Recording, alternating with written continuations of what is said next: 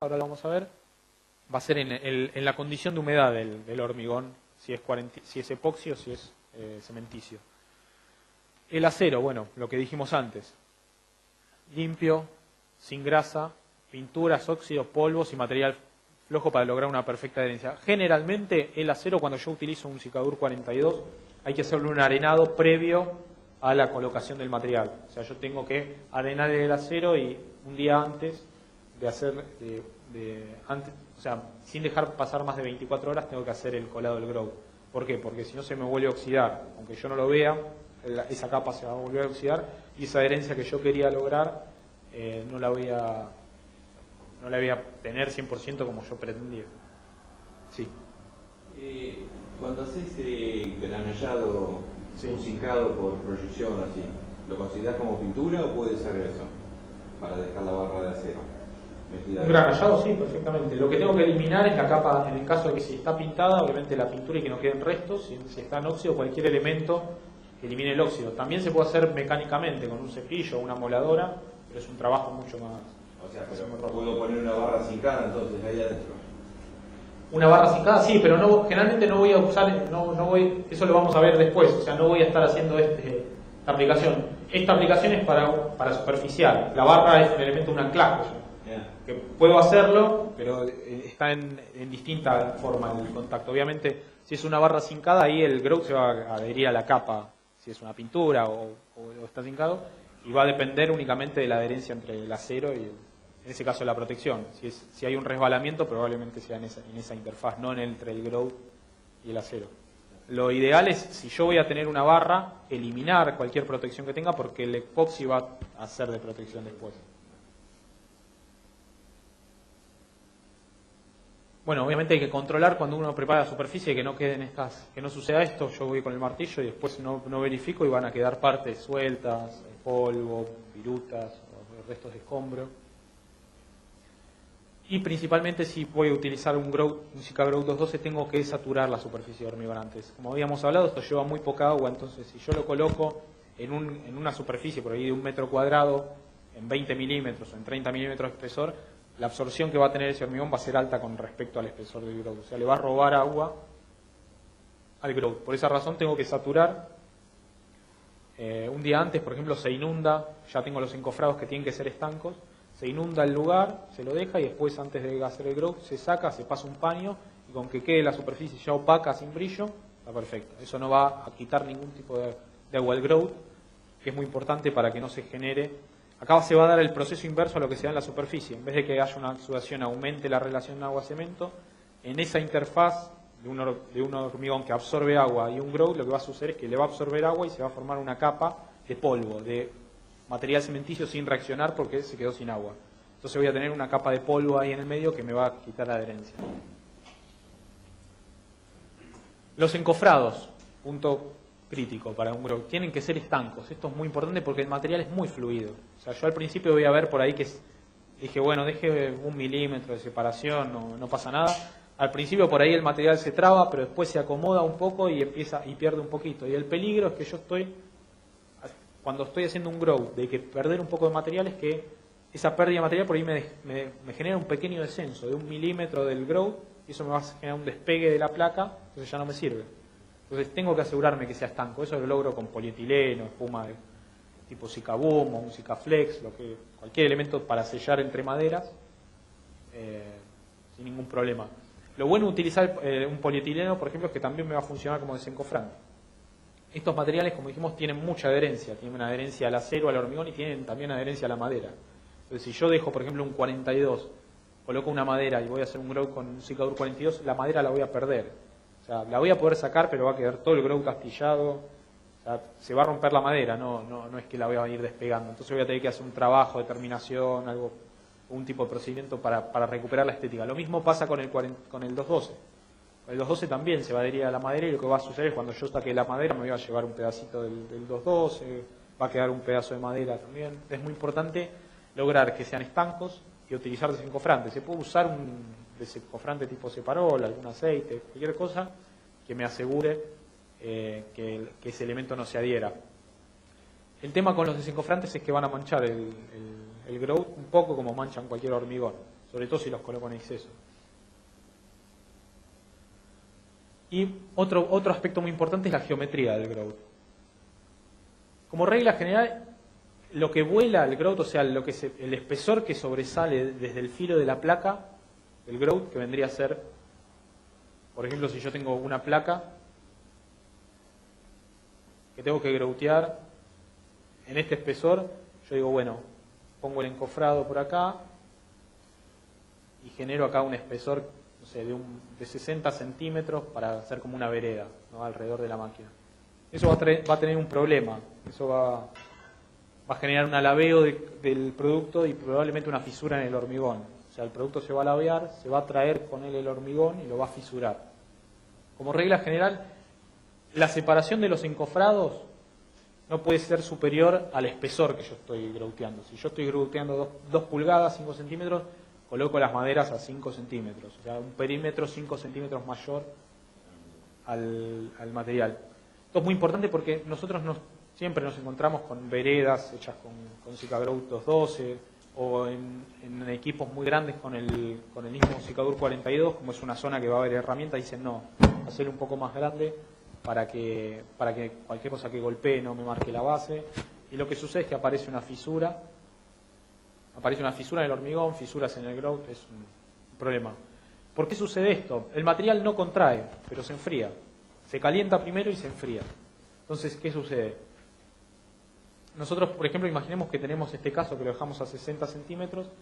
El material se va a calentar, como se calienta cualquier material cementillo o un epoxi sobre todo, y lo que va a suceder es que va a tener una parte que va a estar aislada por el hormigón y una parte que va a estar libre, hacia el exterior. Sí, se calienta el cementillo se calienta mucho menos que un epoxi, porque un epoxi puede llegar a 60, 70 grados tranquilamente.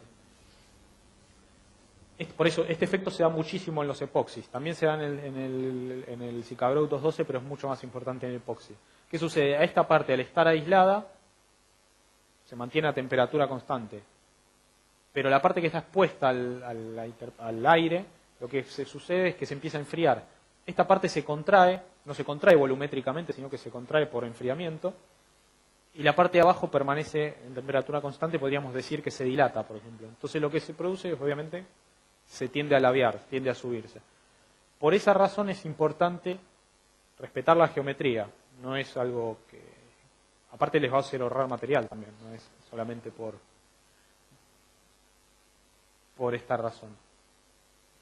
Obviamente si esto sucede, lo que va a pasar es que cuando el material se enfríe, el hormigón, o sea, esa fisura se va a cerrar, pero el aspecto, o sea, voy a tener una fisura con un aspecto estético que probablemente me lo cuestionen, tenga que sellar, tenga que reparar.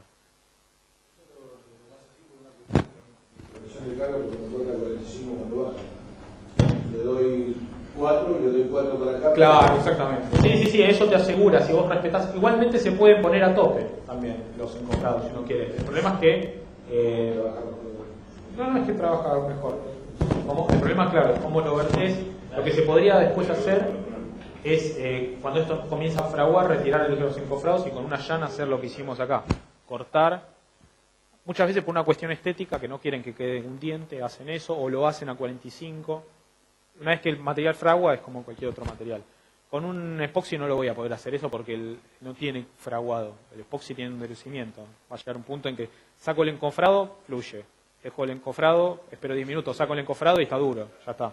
No lo voy a poder hacer.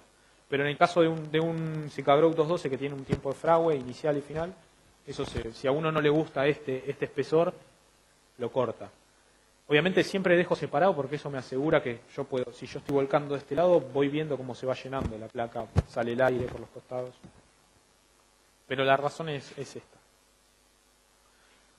Otro aspecto que hay que tener en cuenta, imaginémonos que yo tengo una máquina, un tanque, cualquier cosa, o seis columnas metálicas, y lo que estoy es apurado, no tengo un problema de material, ¿no? Entonces digo, hago un encofrado, uno solo, 4 maderas, encierro todas las 6 columnas y grouteo. Gasto un montón más de material, pero mucho más fácil de hacer. Lo que va a suceder es que se va a fisurar. Esto sería el equivalente a tratar de hacer una carpeta con el grout. O sea, el material se va a lavear, producir esa diferencia de enfriamiento, se va a mover de maneras que nadie puede predecir y se va a ir levantando y después cuando endurezca va a sonar a hueco por todos lados, va a aparecer una carpeta que se levantó. Entonces lo que yo tengo que hacer es hacer 6 encofrados individuales, respetando la relación y hacer el growth de esa forma. Otra cosa que tengo que controlar es obviamente que yo haya logrado completar todo el espesor de la base de la placa metálica. A pesar de que yo coloque el material desde un sentido, puede ser que la persona que lo está haciendo no sabe y lo empieza a colocar de acá, después para hacer del otro lado, del otro lado, del otro lado. Lo que va a suceder es que todo el aire no va a poder salir, va a quedar en el centro. Entonces yo con una pieza metálica lo que hago es ir golpeando esas bases y si suenan a hueco es que están huecas. No hay otra alternativa. ¿Cómo es la aplicación?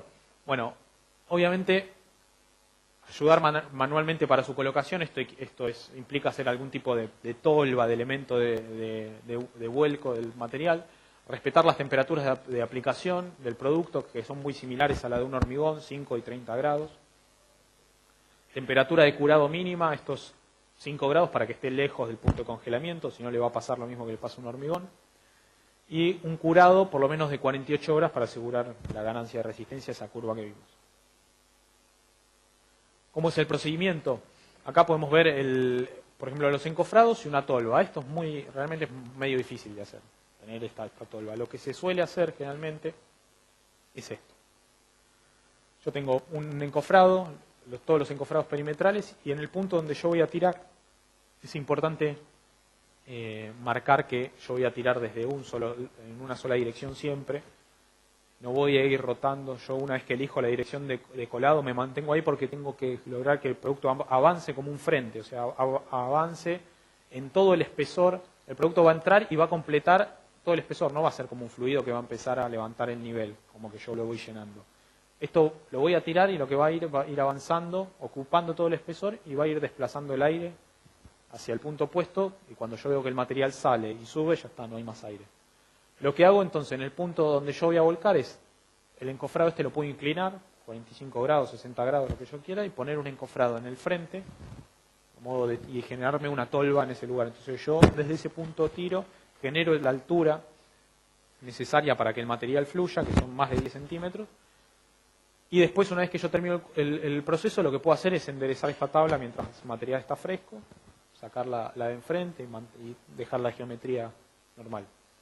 También es muy importante en el caso de que yo tenga equipo, esto es muy común en los compresores, es muy difícil encontrar un equipo así, pero lo que sí me voy a encontrar es por ahí con un perfil doble acá, ¿no? 2, 3, 4 perfiles doble uno al lado del otro, a modo de skid, con una planchuela arriba y un equipo de bombas, por ejemplo las bombas de incendio, que son 4 bombas o 2 bombas y la jockey, van todas montadas generalmente arriba de un skid.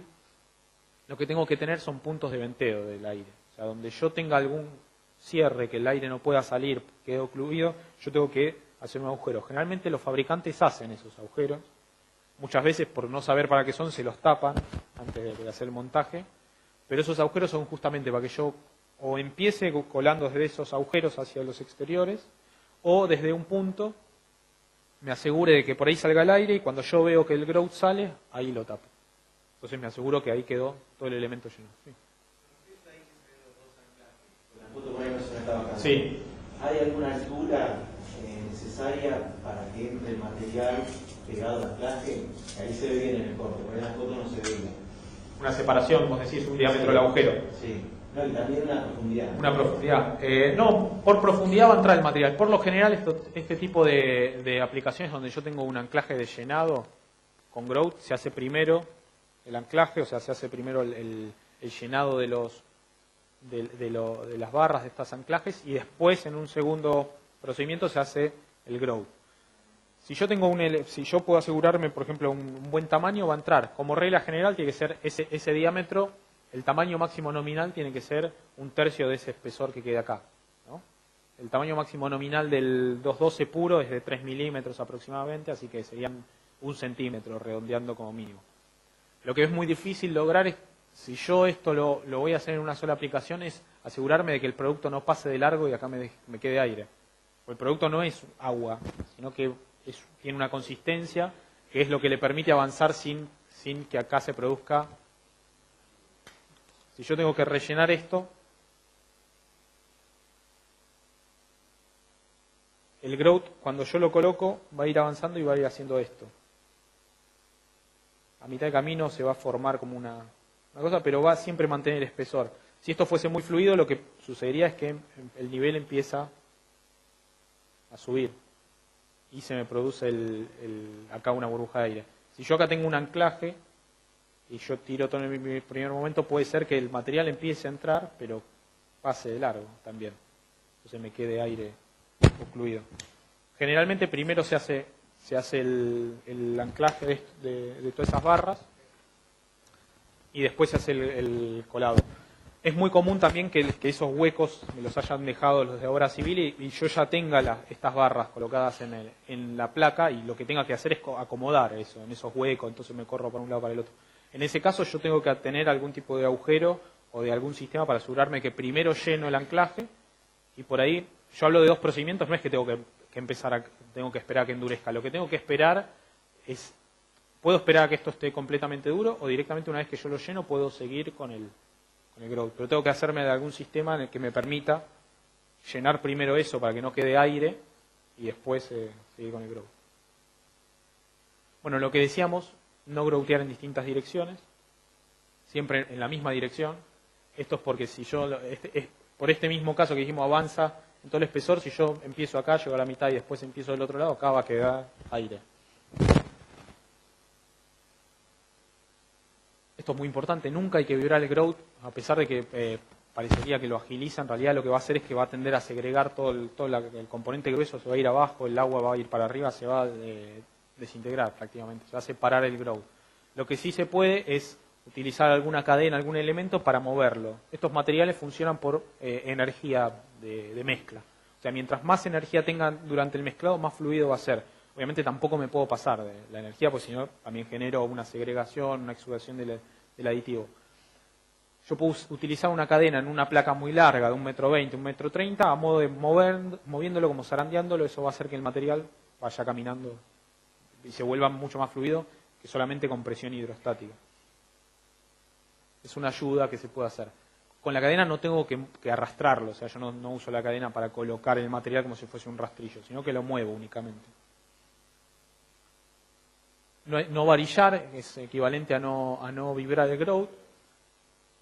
Mantener siempre el flujo constante del material, porque si yo corto en algún momento, esta lengua se va como a tender a homogenizar en un espesor, se va a achatar y puede ser que se aparezca una burbuja de aire y se me caiga este frente que yo quiero. También el tema de no tener una continuidad en el flujo genera que parte del agregado, cuando el material está avanzando, se mantiene mezclado. Pero cuando el material se queda quieto, parte del agregado va para abajo. Es una función que tiene el grout. Y recuperar la fluidez de un material que se asentó un poquito es difícil si ya está bajo la placa. Si yo lo tengo en el mezclador, le doy 30 segundos más y recupera la fluidez. Si yo ya lo tengo colocado, no. Entonces siempre hay que asegurarse la cantidad de gente necesaria como para que cuando se está mezclando, se está aplicando, cuando se termina de aplicar, el otro termina de mezclar y voy de a poco. Por ejemplo, con baldes de 12 litros. Siempre es importante dejar el grout 3 milímetros por encima del nivel inferior de la placa base para asegurarme, por ejemplo, que en caso de un asentamiento del material o un encofrado se mueve un poquito o había un hueco que no llenó y que después llenó, el material no baje, sino que siempre tenga como un resto de material en el volumen para que no se me produzca el despegue. Algunos lo llevan hasta arriba de la placa, eso depende del aspecto estético que uno quiera lograr. Si yo llevo el material acá hasta acá arriba, lo que es muy probable que acá se me separe un poquito, pero por diferencia de funcionamiento de un acero con un hormigón. Entonces por ahí sellan también. ¿Cómo es el mezclado del 42, el epoxi? Bueno, esta presentación cambió acá, ¿no? Sí. Son 2 latas y una bolsa. Esta es la presentación como venía antes de Chile, ahora lo estamos fabricando acá en Argentina, nacional. Y lo que se hace es primero se homogenizan los dos productos por separado, o sea, yo agarro las 2 latas cerradas y las agito sin abrirlas. Después abro el componente B y lo vuelco sobre el componente A. Generalmente el componente B es el catalizador o el endurecedor, va a ser más líquido y va a ser de menor cantidad. Entonces me es mucho más fácil mezclar el B dentro del A que el A dentro del B, que es como una miel, es una melaza. Y después, una vez que logro mezclar estos dos componentes a bajas revoluciones durante 3 minutos, que queda perfectamente homogéneo, tengo que empezar a agregar el componente grueso, el polvo, que es una mezcla de cuarzo, arenas, varios componentes. Dentro de esa mezcla del A y el B, también mezclando a bajas revoluciones durante 3 minutos más. A los 6 minutos, 5 minutos puede ser también, yo ya voy a tener un material para aplicar. A partir de ahí empieza a correr lo que se dice pot life en la hoja técnica, que es el tiempo de vida útil que voy a tener del material hasta que se endurezca. Que aproximadamente 40 minutos, media hora, 1 hora, dependiendo de la temperatura. Mayor temperatura, menor tiempo, menor temperatura, mayor tiempo. Estos son los dos mezcladores que nosotros recomendamos para hacer primero la mezcla del A y el B, que es un helicoidal, para que no salpica, eso genera un muy buen mezclado de dos componentes muy fluidos. Y este es un mezclador para el componente C, que es un helicoide para mezclar polvos. Esto es un mezclador con una potencia. Si yo esto lo uso en un taladro común, con una paleta muy, muy grande, por lo general lo que me va a pasar es que me va a empezar a girar el tarro. O sea, tengo que tener el equipo apropiado. En el caso del 212 es más fácil la mezcla. Se coloca un 14% de agua, como mucho se coloca un 15% de agua, no más. Es muy importante esto, el material es muy sensible al contenido de agua. Muchas veces, por cómo se comporta el material antes de que estar completamente mezclado, que parece una tierra, no sé si alguna vez lo utilizaron o lo conocen. El material apenas le agrego el agua, primero que yo miro y lo agrego y le estoy agregando muy poca agua. Voy a pensar ya internamente me va a faltar. Cuando el producto se empieza a mezclar es como una tierra seca, una cosa que es muy seca, que uno lo mira y dice esto no fluye ni nada, de ninguna forma. Entonces lo que se hace ahí se le agrega un poco más agua. En ese momento se arruina el material, porque el material lo que necesita es energía de mezclado. Lo que yo tengo que lograr es esperar 3 minutos del mezclado y a los 3 minutos se hidrata el aditivo que tiene el fluidificante y el material empieza, por rompimiento de las partículas también, a tener más fluidez hasta que llega con una fluidez que uno cuando lo ve no puede creer que con 3,5 litros haya logrado. 25 kilos. Con 3,5 litros es un 14%. Se puede colocar hasta 3 litros 750, que sería un 15%. Más de eso no. Cuando yo utilizo piedra, es muy importante poner un 14, porque si yo lavé la piedra voy a estar incorporando un poco de agua. Igualmente es muy fácil darse cuenta cuando un grout se mezcló por exceso o se le puso más agua, porque se forma una capa blanca arriba. El material tiene que quedar como esto, un gris, bien cemento, sin fluorescencias, como el que se pasó ahí. ¿No? También, obviamente, si yo lo golpeo, tiene que sonar bien. Un material que quedó con exceso de agua, yo lo voy a golpear y me voy a sacar un pedazo, va a ser un material muy débil. Es muy importante este aspecto de respetar el agua y avisarle a la gente que lo va a mezclar de que esperen, de que no le agreguen más agua. O sea, avisarle cómo va a ser el comportamiento del material, que agreguen primero el 14%, y esperen que se mezcle más material. Esto se mezcla como cualquier mortero. Se agrega el agua, después se va agregando el polvo de a poco. No se agrega todo junto, si no se hace un masacote. Es imposible despegar. Una cosa que sirve en obra o darle referencias a la gente, para que tengan referencias familiares, para que uno le dice a un operario, poner el 14% de agua. Y el tipo dice, 14%, empieza a dar confianza, entonces le das una botella de 2 litros, 1,5 litros, y decís, vos ponele esto, digamos. Yo he visto aplicadores que en otro le ponen grout, agua para grout. Y toman esa referencia y los tipos no se confunden más. Porque si no, si uno le da para hacer cuenta en obra, claro, es imposible. Entonces, toman referencias familiares que el tipo le sea fácil de identificar, de incorporar, no se olvida más y él sabe que 5 minutos tiene que mezclar y le va a dar. Y ya mismo después se manejan. Lo que también se puede hacer como otra práctica de obra es agarrar un bidón o una botella que tenga un bidón de 5 litros y pincharlo en 3,5 litros. Entonces vos le decís, usa esto. Si se pasa, se vuelca. Entonces uno se asegura que siempre o corta el bidón en los 3,5 litros para que solamente puedan agarrar esa cantidad de agua, o le hace un pinchazo con un destornillador y se asegura que no se pasa. Estas son algunas, o como dice él, estas son las botellitas, usa esto, o hasta esta marca, o miren esa. Porque es difícil tener un dosificador en obra, menos una balanza, ¿no? Cuando uno habla de 14%, está hablando de 14% en peso del grout. Bueno, no sé si tienen preguntas sobre el grout.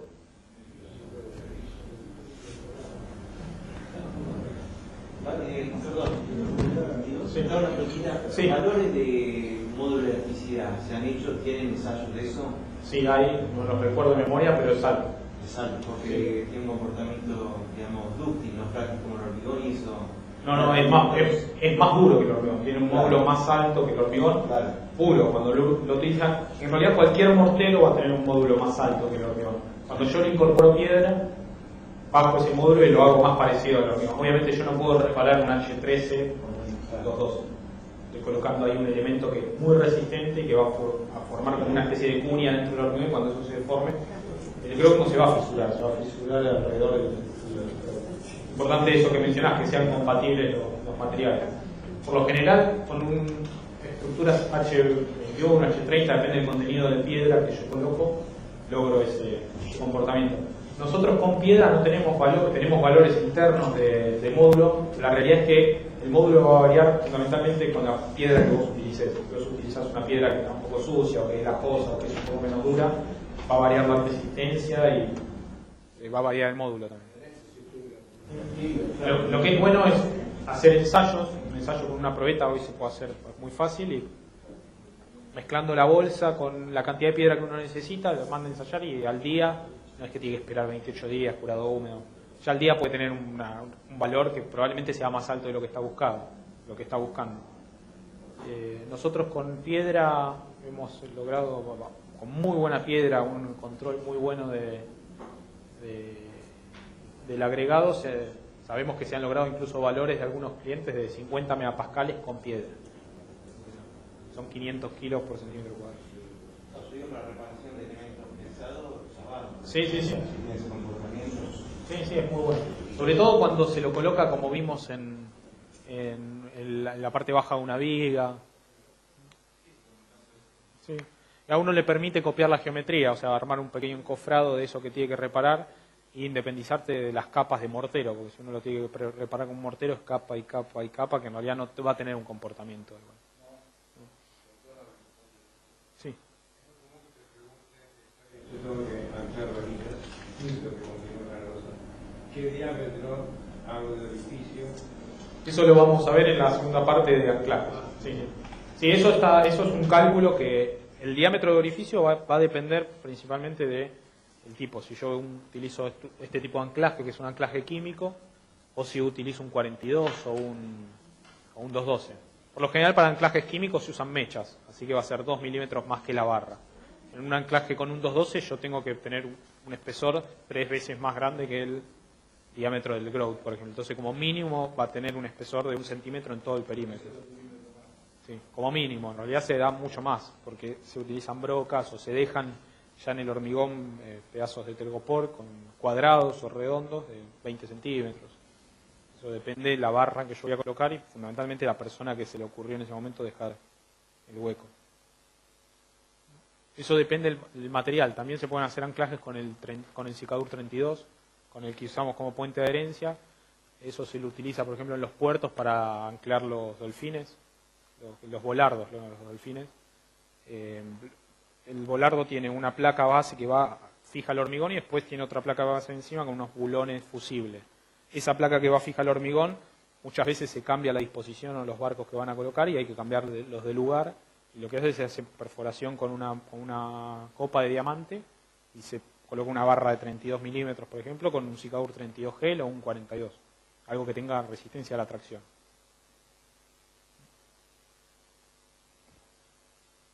Sí. Ahora lo que vamos a hacer un corte, un break para tomar un café o unas masitas, creo que hay también, y después tenemos la segunda parte.